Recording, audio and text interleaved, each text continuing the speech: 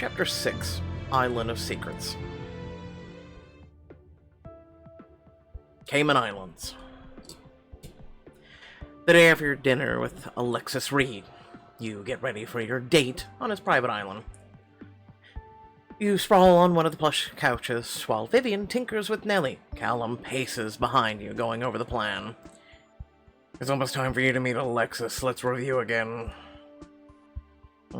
We've been over this 1,000 times already. Then 1,001 times won't hurt. You sigh, giving in. The plan comes to you instinctively. I'll pilot a small boat to Reed's Island, with you on board. Once there, you'll use the pipe we found to sneak in. At least I should be able to avoid security inside the house. Nellie will be there to back you up. If Malcolm's hiding anything on the architect, she'll find it. Nellie whirs to life in Vivian's hands as she finishes some final touches on the drone. I'll be sure to use my unrivaled charm to keep Alexis occupied long enough for Nellie to do her thing. Remember, do whatever it takes to buy us time. Charm him, distract him, seduce him if you have to. Wait, Callum Gray is giving me the green light to seduce at will? Are you sure you wouldn't prefer me to seduce you instead? He immediately stops pacing and turns to you, tripping over his words. That's not what we're talking about. Oh, I didn't hear a no, though. Did you, Vivian? Callum whirls towards Vivian, his glare daring her to agree. I'm just gonna keep tinkering over here. Leave me out of whatever this is. Oh, I almost forgot. I've been working all night on a couple new gadgets for you. She pulls out a small black piece of tech from her bag. It's about the size of a cell phone as you turn it in your hand. Huh. New tech alert. What does it do? I'm just analyzing it. I have no clue. It looks like gibberish. I call it the identoprint. In layman terms, it's a fingerprint fabricator, but that name is just a snooze fest. Just scan the fingerprint you need, and it prints out a wearable replica for you to slip over your finger. Wow, that's pretty advanced. Guy doesn't even have that technology yet. They'll get there. I like to think I'm paving the way for future inventors. What are the chances that we need this today? Did Han shoot first? Oh, we're not doing this. Yes, but I don't know how that... Then you need it.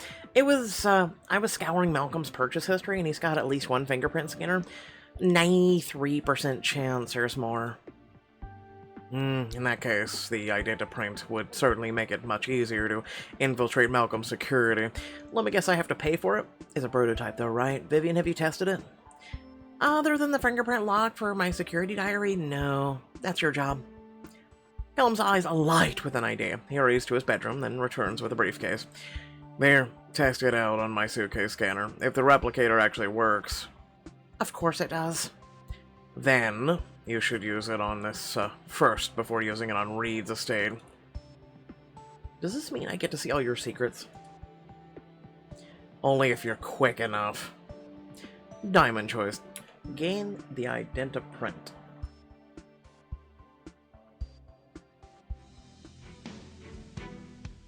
Okay, let's dust this gadget out. I promise you won't regret it. Vivian hands you the identoprint and explains the different features.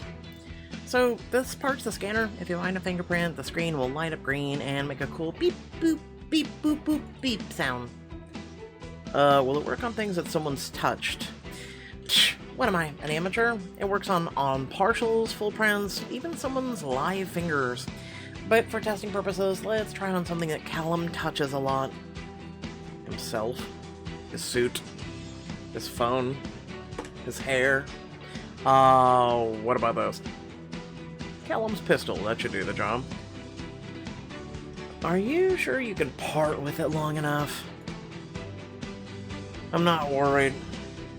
I can take you with my fists if you don't give it back. Vivian shows you how to point the identoprint at the gun.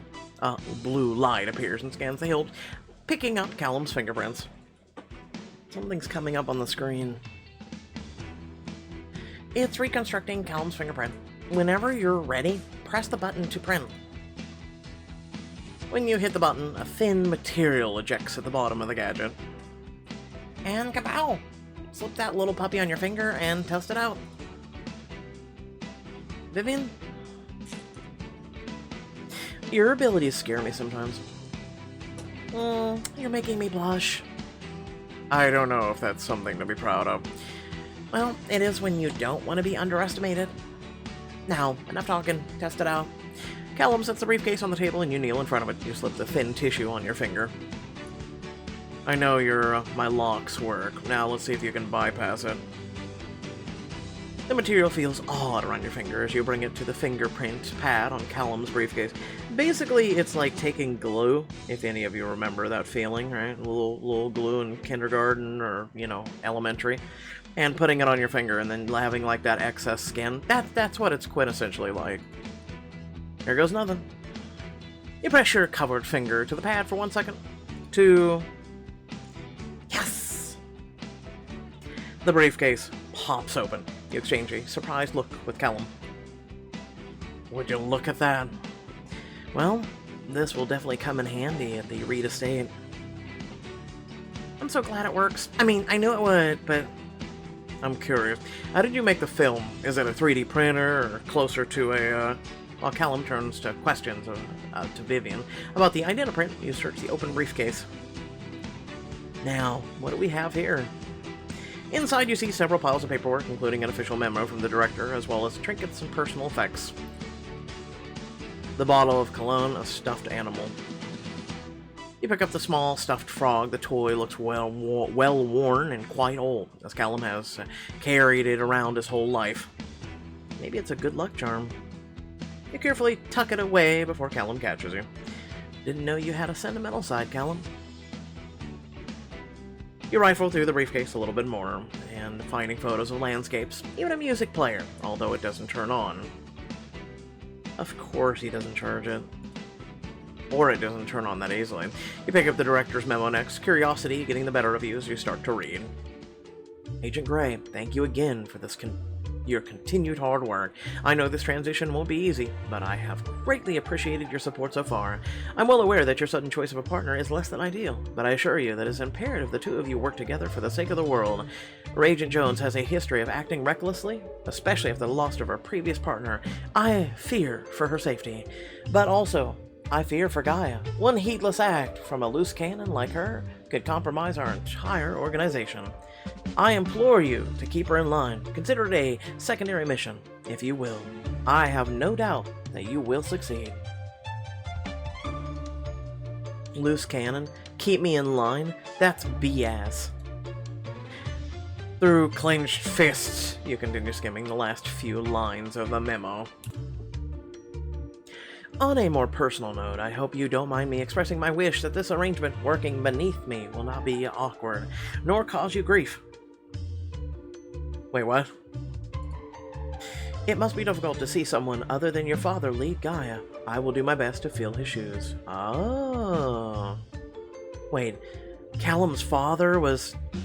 Why are you digging through my things? We already had this talk. Callum sees the memo and snatches it out of your hand. Why are you keeping information from me? What? You're just... here to keep me in line.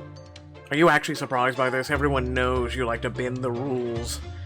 You actively brag about it. Of course the director wanted someone to keep you from making a huge mess. That's insulting. I wouldn't make a mess out of something this important. This is a high-stakes mission, Jones. The director has put a lot of trust in both of us to see this through. He's not insulting your intelligence of your abilities. He's just being careful. There's no need for that. I'm a damn good Phantom. You are, but you've also got a reputation for being reckless. You close your mouth, since you all can't really argue with that. On the couch, Vivian shifts uncomfortably. Is this argument gonna sabotage the mission, and thusly endanger my life? You deflate, rubbing a hand over your face. There was one last thing in the memo. Okay, fine, I get it, but there was something else. The director said he was going to fill your father's shoes as the head of Gaia. Callum presses his lips into a thin line, his gaze on you, impossible to read. Vivian's jaw drops. Yes. My father was the previous director. It's an open secret that I don't exactly advertise. Whoa. Why not? That's cool.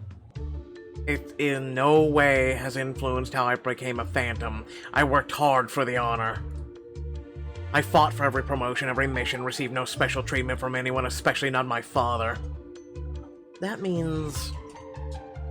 you lied to me, or you're Gaia royalty? I'm trying to think back of when he lied to you. He didn't really lie, so we'll go with royalty. That's ridiculous. I'm like every other Phantom. Is it? You're the former director's son. You've been involved with Gaia all your life. What? Do you think I've gotten this far because of nepotism? No, of course not. It's just... it's a lot to suddenly find out. Callum takes a long, deep breath, crossing his arms over his chest. Fine, I did intentionally omit it, but I honestly thought it didn't matter, not to the mission at least. But we're partners. Temporarily, at least. We need to trust each other. This is completely pointless, though. Clearly, he's already shown that he is very much up to the job, especially in the dueling session you had when you first met, let alone up until now. The only time he has failed is when he got hit in the face with the back of a gun. People fail. You yourself failed. Keep that in mind. Everybody is flawed. That's Rich Jones. Trust is mutual. If you want to share, maybe don't dodge every mention of Rowan Salazar.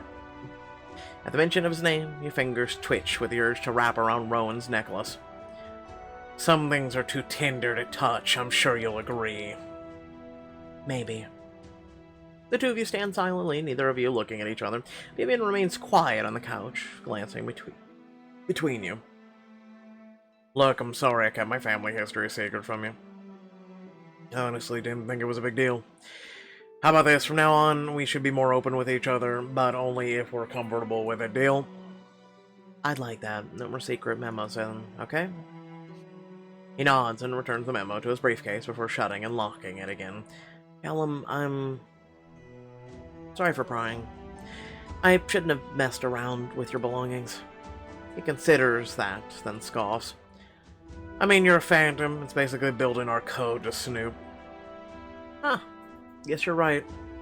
Yeah, maybe you should snoop in your drawers. I'm sure there's something in there that goes bzz, bzz, bzz.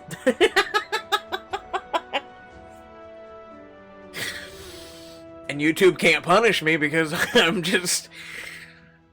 being extremely vague. Just, see that you don't do it again. No promises. Callum rolls his eyes, but you see a smile break through his face. Aw, one big happy family. Look at that. The identoprint isn't just a scanning fingerprints. It brings people closer together. I will smack you. The three of you share a laugh at the tension in the room as it evaporates. You stash the gadget, readying it for the mission. Thanks, Vivian. I'm looking forward to field testing this. You finish getting ready, strapping your gun and silencer beneath your clothing. Lastly, you reach for Rowan's necklace from the side table. Help me today, Rowan. Callum glances over at you as you secure the necklace to your person. What's that? It belonged to my old partner. You briefly slip the necklace out and show it to him. It was all I have left of Rowan. It's a small trinket I got from him, or got him to celebrate our first mission in Morocco. I'm sorry about what happened to him. Thanks. I like to think a small piece of him is still on every mission if I carry this around. His fingers delicately run over the gold pendant in your hand. He gives a small nod. Thank you for sharing. It looks like he wants to say something else, but doesn't continue. You stow the necklace away once more. He slips into his bedroom for a few minutes and then returns wearing a swimsuit. Ready to woo Alexis? Just let me decide what to wear. Hold on. I selected something. With your new threads, you spread your arms with a grin. This works well enough. It works. You turn to Vivian, who nods sagely before giving you a little salute. We just had to pretty much pick an outfit we already owned. Autobots, roll out. Oh, I like you even more now. The two of you stare blankly at Vivian until she sighs. I'll be in comms, good luck. Try not to get shot. At the docks, you and Callum board a private sailboat and then start towards this island. How are you feeling? Do you think you got a good read of Alexis last night? Are you... Relax, I got this. Not my first rodeo and all that. Right, I'm sure you've charmed plenty of people into things. Most people like it when someone is kind and attentive to them. It's an effective way of completing the mission. And if I have to leave a string of broken hearts behind, well, I never promise them anything. Of course. Don't worry. I'll use my real charms on you. Nothing less for Callum Gray. You really are ridiculous. Only for you. You give Callum a wink, he sighs, and goes to fiddle with the sails. I'll be fine. Malcolm's out of town, and we'll be linked on the comms the entire way. On the horizon, the Reeds Island comes sharply into view. You and Callum reach up and turn your earpieces on. Vivian, we're almost at the island. Can you hear us? Loud and clear. Damn, that's a strong signal on Nellie. I'm beginning her approach now. She'll meet you on the flip side. Godspeed, Nellie, and be good. Nellie lights up, beeps a small salute, and then disappears from the view as she flies towards the island. We're closing in on the island. Vivian, let me know if Nellie finds anything before I get inside.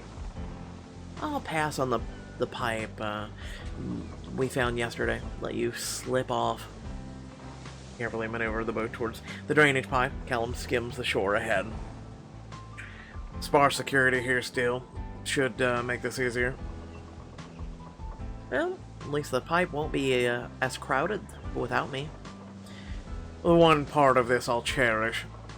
Oh, don't forget, absence makes the heart grow fonder. You chuckle as Callum hides a smile. He lingers for a moment on the side of the boat. He looks over his shoulder at you. Good luck, Jones. You too. Be careful. With a solemn nod, he quietly dives into the water and swims towards the pipe. You pull the sailboat up to the docks at Reed's Island. Alexis waits for you, grinning from ear to ear, while several security guards flank him. You're here. I've been waiting all day for you. Sorry to keep you waiting, but I'm here now, right? You are, and best of all, we're all alone. You weren't kidding about this dude being eager.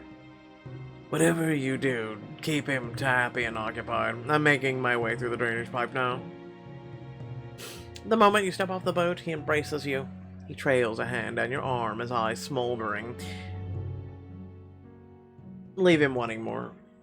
Just imagine all the things we could get up to today. Oh, I am. Hold his breath as you take a step towards him, then keep walking towards the house. Still fond of playing games? Perhaps, but I find them best for when it's just the two of us. You gesture at the nearby security detail. Oh, don't mind them. For all intents and purposes, we have the island to ourselves. And Callum, and me, technically. Besides, unless I need them, they'll be patrolling out here. We'll have plenty of privacy. Lovely. Then, shall we move into the house? I can give you the grand tour, fix you a drink, or we can go straight to the bedroom. Damn, he does not mince words. Careful, Jones. Don't rush this. Oh, can I just turn off the comms and shut you both up? I know how to be a damn secret agent. I've watched enough James Bond. Why don't we start with a drink? See where we go from there. He offers you his arm. You slide your hand through before he steers you to the estate, waving off his guard to stay outside. And I mean the Sean Connery 007. Okay, that man had suave. Inside, you let out a low whistle at the opulent furnishings around you. I like what you've done with the place. Did you decorate it yourself? I wish. Malcolm hired an interior designer, though I did choice most of the artwork.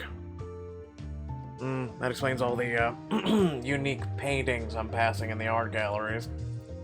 Did you find something scandalous? Let's just call them intimate expressions of human anatomy. So what do you think of this one, Elliot? He points at an abstract piece of art above the fireplace. Oh, let's see. Abstract art. It's certainly a conversation starter.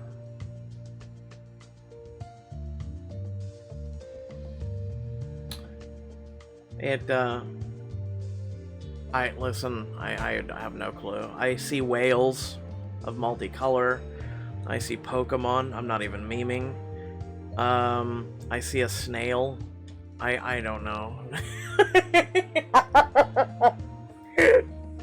Looks like a bunch of gibberish to me. I'm gonna be honest, I'm just making shit up out of literally thin air of what I see and can, like, visualize. Is this one an animate expression too? Difficult to say if these are butterfly wings or flower petals. I've always thought they could be entangled limbs. I did not see that. He smiles at you, his fingers lacing with yours. It's pretty much whatever you see in the eye of the beholder, I guess. There are plenty more of these we can explore in my art gallery. My bad. As Alexis pulls you across the room, you hear Callum's voice hiss in your ear. Don't stop. If you keep coming this way, you'll run into me. You glance in the adjoining art gallery and see a flash as Callum ducks behind the door. I can't wait to show you. Oh, wait. Can't see the gallery. Why not? Because I want to see the mantelpiece again. You do? Yeah, maybe I can see those limbs again. You spin Alexis around and lead him back to the fireplace. You point to the abstract artwork. But what is the artist trying to convey? I've always wondered that myself. If you stare into its depths, you see something new each time. And what do you see now? As Alexis scrutinizes the painting, you glance behind you.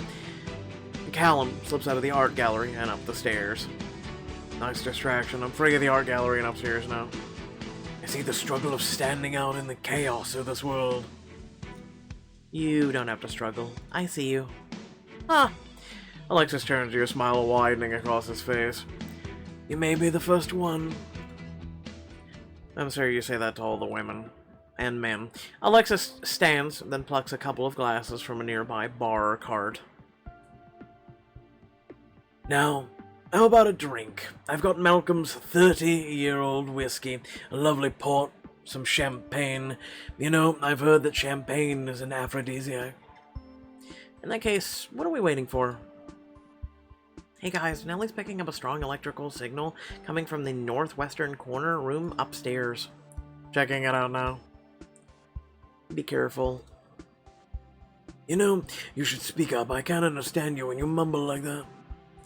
Oh, I was saying be careful. Aphrodisiacs are powerful. I can't be held liable for what might happen. He drapes himself across the arm of the couch next to you, then offers you a glass of champagne.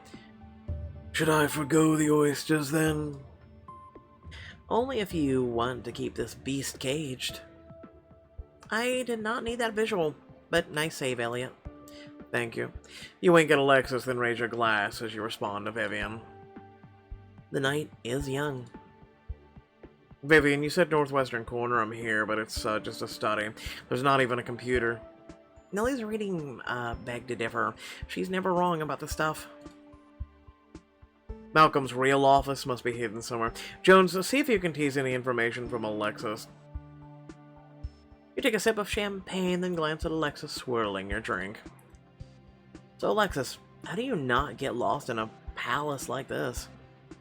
When you're stranded here for only the gods for company, you find your way. But I prefer the mainland. There's always the chance to meet unique people like you. Did your husband never go with you to the mainland? Of course not. Malcolm prefers to spend his time holed up in his study of his. Doing what exactly? Lonesome activities I'm not privy to. Tinkering, stock managing, reading some bland, expansive tome. Reading my ass. Wait, there's a large bookcase here. Maybe Malcolm's secret office is on the other side. And pulling the right books will reveal it? He's not very original, is he? Jones, can you figure out what books Malcolm would have chose? You shift closer to Alexis on the couch, your arm brushing his shoulder. I'm guessing your taste in books is better than his? Not really. That's more Malcolm's thing. He's constantly reading science fiction books. That sounds very boring. Hell, I take offense to that. For ages, all Malcolm could talk about was Space Troop Omega. I actually offered to read it, but he told me it was a staple in his collection. Malcolm is very particular about his possessions. He was sure I'd ruin the cover if I even touched it. Pulled the book on the shelf and made a sound, but looks like I need one more. He wouldn't even let you hold it? Does he do this with all of his books? Seems kind of unhinged. Yeah, it is, isn't it? But no, only one other title is off limits. I think it's Droids of the Darkness. Got it. Looks like the combo of Space Troop Omega and Droids of the Darkness did it. Damn it, just revealed another door with a fingerprint scanner. Did I call it? Or did I call it? Good thing you've got the identoprint, Elliot. Good thing it's not Callum who has that we need to actually scan one of the fingerprints. Now you just need to scan something with Malcolm's fingerprints. Your eyes swoop the room looking for something of Malcolm's to use the identoprint on. Laptop, hanging art, the whiskey bottle. The whiskey bottle. Because he said it's Malcolm's 30-year-old port. Your eyes land on the shelf of liquor. You pick up the 30-year-old whiskey. You certainly have an expressive collection here. This is a good one. I can't take credit for it. That's my husband's favorite. His favorite whiskey. That's bound to have his fingerprints all over it. What an astute observation. Imagine this. Malcolm gets home and discovers it's all drunk by us. Oh, I like the way you think. As you pour 2 glasses, you discreetly take out the identoprint and aim it on the bottle. Scan the whiskey bottle. The small screen confirms your scan was successful. You hand Alexis a glass of whiskey. Here's to our success. Roger that, Jones. Now get up here and carefully. Now, where were we? He wraps his arms around you, reeling you in. He draws you closer, lips parting in anticipation. Wait, it's too soon. What? Why? Romance takes time. I need to freshen up. Oh, you really don't know how to excite a man. You can use the bathroom upstairs, second door on the right. He sighs and collapses onto the couch, his back turned as he pours himself another glass. You slip upstairs. You find Callum in the study at the end of the hallway. He finishes zipping up his sleek, stealthy outfit, then packs his swimsuit into his bag. There you are. Do you have a fingerprint? Ask, and you shall receive. You take out Vivian's replicator gadget, then print a wearable replica of his fingerprint. See?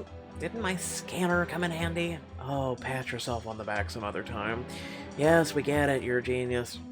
You wrap the fabricated fingerprint around your own finger and press it to the scanner's surface behind in a jar bookshelf. Come on. After scanning for a moment, you hear a loud click, and the bookcase swings open. It worked. We're in, Vivian. I knew you would be, all thanks to the identoprint and Elliot's quick thinking with Alexis. I don't know that it was too arduous. It sounded like she was having fun. Callum, is that jealousy I detect? Jealousy of what exactly? All the attention I'm giving Alexis when I could be giving that to someone else. We're wasting time. I'm not the one you need to impress. You hear Vivian smother a laugh through your earpiece and follow a flustered Callum into Malcolm's secret room. As you sit inside, you notice the wall of monitors, the reading chairs, the windows overlooking the ocean. And I see that giant safe in the back room. It's kind of nice. Pretty standard fare, all things considered. Yeah, fancy. But it's just a regular office. There's a desk with a computer with more monitors than I can count. Seriously, Nellie? Do you know the difference between a supercomputer and a super gadgets? I don't think she was far off.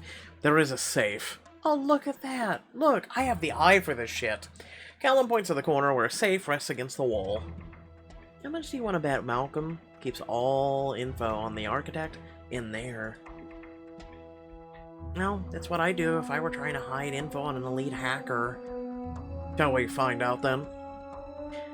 He retrieves a lock-cracking gadget from his bag. He attaches it to the outside of the safe, just above the handle. I'm sorry, he pulled this out of a bag? This is gonna take a while. Let me know as soon as you get it open. I'll keep Alexis preoccupied in the meantime. If you begin to turn, your eyes catch a locked door blended in with the rest of the wall. Huh. How many secrets does Malcolm have in here? An open glass window right above the door beckons you to peek inside. Beyond it, a long hallway connects to a darkened workshop. Nellie was right after all. I think I found where Malcolm keeps his secret gadgets. He's got a workshop behind this door. Really? Can you get to it? Only if Callum or I can squeeze through this opening. You eye the large room at the end of the hallway, covered floor to ceiling in electronics and gadgets. Malcolm has to have additional secrets in there, like how he made the hardware of the hospital or even other prototypes. Diamond choice. Let's go.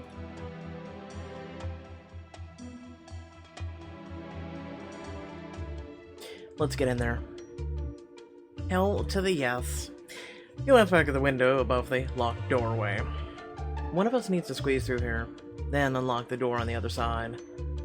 Any preferences on who goes first? I'll climb through. Really? Sure, I'm great at climbing through things. Alright, if you insist. He kneels before the door and cups his hands together. You settle your foot on his hands. Up you go. He boosts you up towards the window. Your legs brush against his arms as you reach for the window. There, got it. You haul yourself through with a quiet curse, then drop onto the other side. You straighten your clothing and swing open the door for Callum. Ta-da! Yes, good job. You both in? Sort of. There's a very narrow hallway. You move forward, but Callum's hand pushes hard against your chest. Don't move. Cameras. Looking around, you clock several cameras up near the hallway ceiling. Time to shine, Vivian. Of course. Couldn't be that easy. Do we know if anyone is watching the feed? No idea. But let's operate under the assumption someone else. Can you hack into them at all? Let me see. Nellie might be able to. You look down at your chest where Callum's hand still lingers. He suddenly yanks his hand away. The cameras aren't on any grid that I can see, and Nellie's tech wouldn't be, would probably show up on any scan. Then I guess we do this the old-fashioned way. You eye the cameras along the hall, tracing the trajectory of where they're pointed. We just have to make sure we stay in their blind spots. If you can keep up with me, that is. Please, I'd leave you in the dust. You can certainly try. Show me what you got. Oh, happily.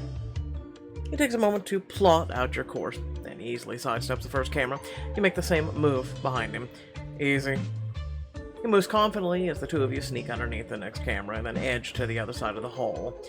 This is like second nature to you, isn't it? He glances over his shoulder at you, slightly flustered by the praise. I suppose so. You don't take compliments very well. The two of you gradually inch down towards the hall, working together as you avoid the cameras. How's it going, you two? Nearly there. I just see one more. Shouldn't she be able to see with Nellie? Damn. At the end of the hallway, a camera you didn't account for starts to rotate directly towards you. Elliot!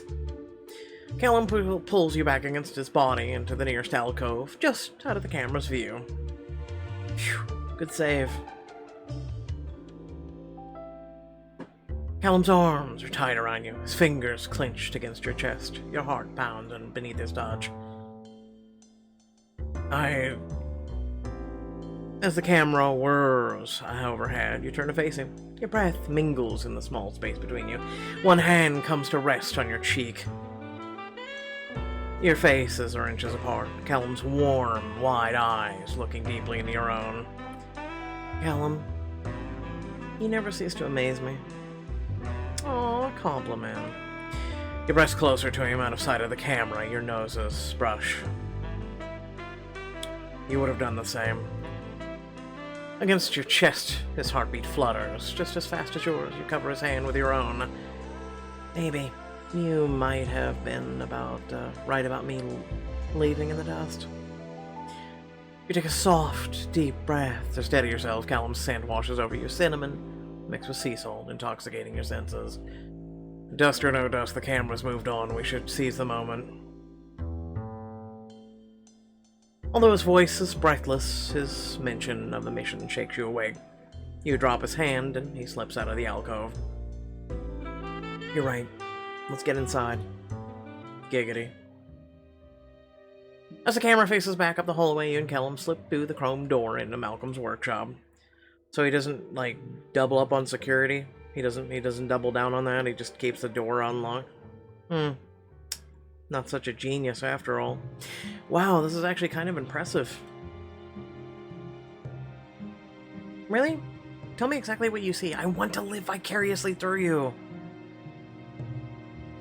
You take stock of the room, from the blinking terminals to the gadgets sitting on the tables and shelves. There's a shelf, or there's stuff everywhere. Boxes full of parts, scrap metal, tools, panels. Most of it looks like junk, honestly. To you, maybe, but you don't get to Malcolm's position without at least a little bit of organized chaos. You and Callum spread out, picking through the electronic gadgets and hastily scrawled notes. I wonder what all these are for. He obviously doesn't just stick to what we found at the hospital. Probably more prototypes for the architect.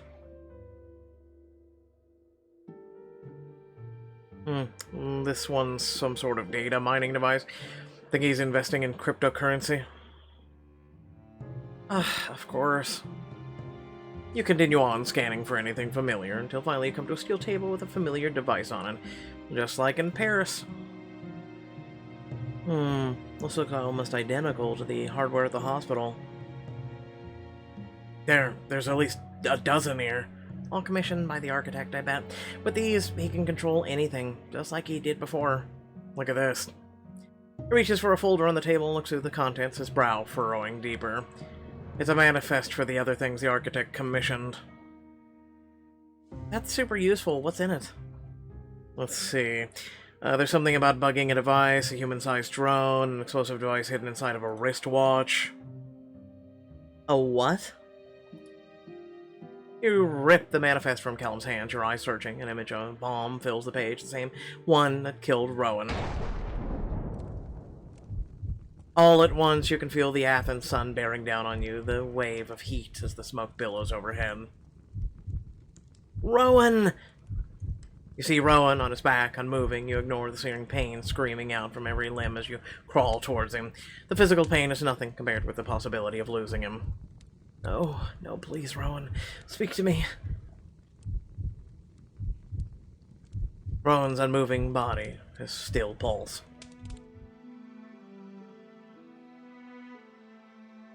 In the wake of the flashback, you sway and lean against the table, screwing your eyes shut. Callum wraps his arms around you, steadying you. Elliot, are you okay? That device killed Rowan. You hear Vivian inhale sharply through your earpiece as Callum winces. I do remember reading that in his file to think it was Malcolm's invention. He hesitates and then runs a soothing hand down along your back. I'm so sorry, Elliot. Really. You take a moment to breathe deeply, then you take a picture of the manifest before putting it back. All I want is to make sure we prevent him from making any more of these. Callum squeezes your shoulder. Me too. After another cursory look around the workshop, you agree that you found enough information for now. We can make sure of that, especially if we get whatever is in that safe. I should go check on that. Elliot, you should head back to Alexis. We can't have him getting suspicious. Right. You're still reeling for a little from what you found. You both turn back to the hallway to continue your mission. You return downstairs, but Alexis isn't where you left him in the living room. Where did he go? He didn't come to look for me. As you search the house, you pass by an open doorway. Glancing inside, you stop in your tracks. Inside the bedroom, you see Alexis lounging on the bed, nothing but his underwear. Oh, joy. Ah, Alexis. Here you are. Naked. He's what? Way to go, Elliot. You certainly took your time. I was starting to wonder if you'd lost your way. He stretches languidly across the satin sheets, eyeing you up and down. Well, this is a nice surprise. All that's missing is a pretty ribbon. I had to make do on short notice. Short? We spent like 20 minutes exploring your house. This was not short by any means necessary. You're short in stature, however. Haha! Your eyes meet again, and his are filled with heat. You're more of a tease than I expected. Good things come to those who wait. Well, it's time for those to be delivered. A man only has so much patience. Today you've proven what kind of woman you are. I want you, Elliot. No, I need you. Is that so? You managed to seduce him? He arches provocatively, his smile taking on a secretive curve. So why don't you come over here and teach me a lesson? Did he just flirt? Yeah, I know, it's horrible. Yes, he did, Jones. Do whatever you must and have fun. You've got time before this safe's unlocked. You run your gaze over Alexis' form from his bare skin to his bedroom eyes, drawing you in. Don't you need me as badly as I need you?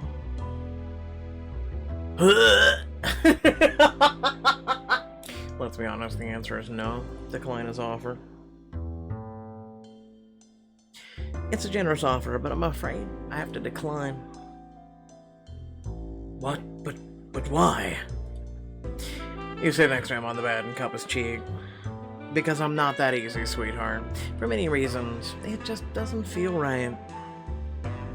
I see. Are you sure I can't persuade you? Not today, I'm afraid. It's too bad. I wanted to see if that silver tongue of yours can deliver on its promises.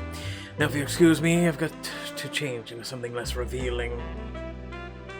Aw, are you embarrassed? He pulls away from your touch and disappears into the master bedroom. Callum's voice crackles into your ear. Safe's open. Get up here, Jones. Taking one last glance at the closed bedroom door, you slip out of the bedroom and return to Callum, your bathroom door. Callum kneels on the ground next to the safe. He gestures for you to join him. I thought we could open it together. Then let's see what's inside. Open sesame. He opens the door to the safe. It's completely empty except for a hard drive. Grab it. I bet there's a ton of information on it. It'd certainly be less cumbersome than carrying a bunch of physical files out of here. But as you reach for the hard drive, you hear an unmistakable sound of a cocked gun behind you. Slowly, you turn and see Malcolm Reed aiming right at you. I believe that belongs to me. What a surprise.